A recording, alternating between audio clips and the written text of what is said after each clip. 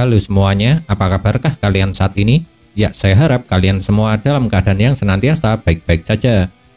Di manga One Piece chapter ke-1079 telah kita ketahui sama-sama kalau Shanks dapat dengan mudah mengalahkan Kid. Karena berhasil ditumbangkan hanya dengan satu kali serangan saja.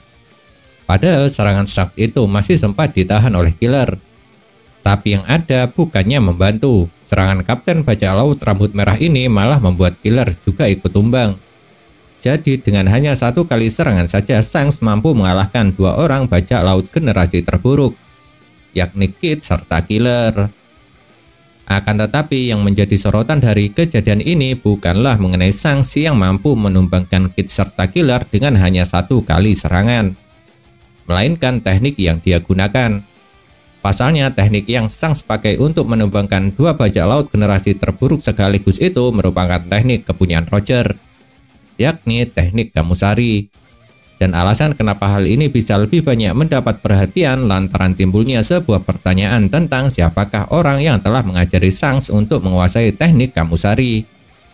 Karena saya rasa tidak mungkin Shanks belajar teknik tersebut secara otodidak hanya dengan menirukan setelah beberapa kali melihat Roger menggunakannya.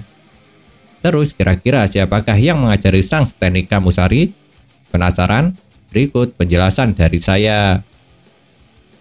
Sebenarnya kalau menurut saya ada dua jawaban dari pertanyaan ini.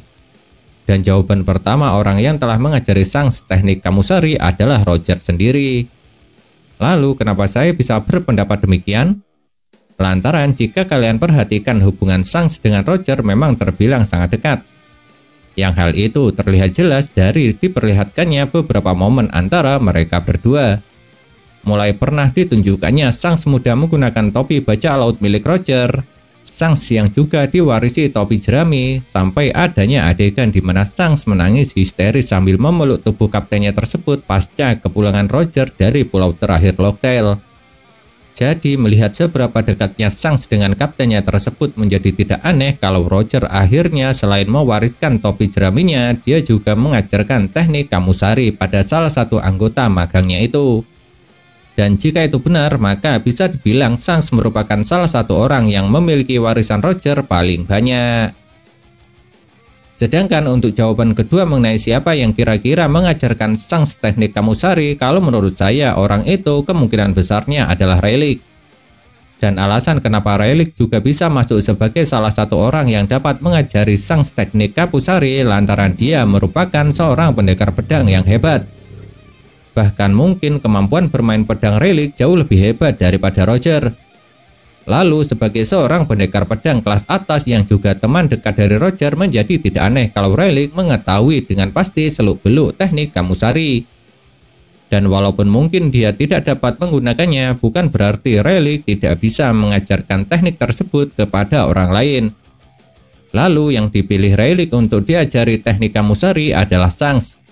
Yang tujuannya mungkin karena Rayleigh tidak ingin teknik andalan sahabatnya itu ikut terkubur bersama dengan kematian Roger.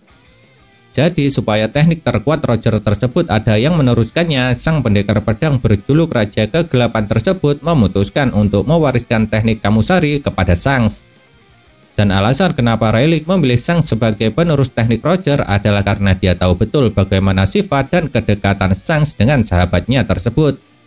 Oleh sebab itulah kenapa pilihan Rayleigh jatuh kepada Shanks untuk menjadi penerus teknik Kamusari. Nah, itulah yang dapat saya bahas serta sampaikan mengenai kemungkinan siapa yang telah mengajari Shanks menggunakan teknik Kamusari. Tapi perlu kalian ingat, semua yang saya katakan di atas sebagian besarnya memang hanya berasal dari pendapat pribadi. Jadi kebenarannya belum bisa dipastikan.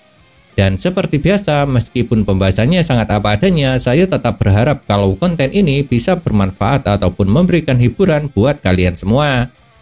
Lalu tidak lupa pula, jika kalian mempunyai masukan ataupun pendapat, jangan pernah ragu ataupun sungkan untuk menuliskannya pada kolom komentar. Sebab komentar kalian itulah yang dapat memberikan motivasi bagi saya supaya kedepannya bisa membuat pembahasan yang jauh lebih baik lagi daripada yang sekarang ini.